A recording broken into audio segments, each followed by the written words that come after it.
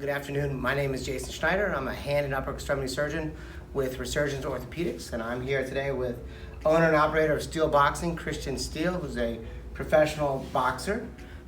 We're here talking about boxing. So what got you into boxing? It's a funny story, man. I was actually a multi-sport athlete in high school, and I had a partial scholarship for football coming out. But once I got to my visits and everything, I seen the sizes on other guys that were playing, and I was like, they have advantages naturally over me. I started boxing to stay in shape for that, though, so I was like, I can create my own advantages in boxing. I wound up choosing this instead. Is there anything better to get in shape than boxing? Absolutely not. It's the hardest workout. As a hand and upper extremity surgeon, I see a ton of hand injuries from new boxers and new martial artists. So I see hand fractures and hand contusions and sprains. What are the things that new boxers can do to prevent that?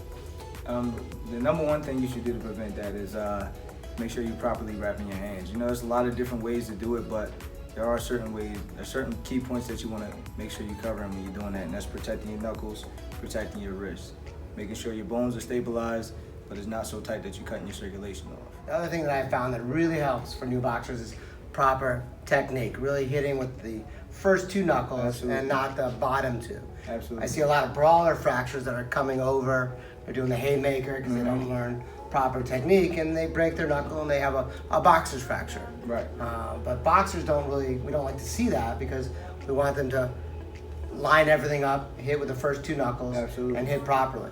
Absolutely. So when you're punching properly, the number one rule of boxing is to protect yourself at all times. So when you're using proper technique, not only are you fully extending your punches and turning your knuckles down, you're also protecting your chin while you're throwing these punches. Especially rotating your thumb down, keeping everything in line, and keep it straight.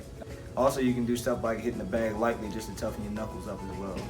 Not trying to crush the bag every time you hit it is very important. Absolutely. It's all about your form and technique when you're starting.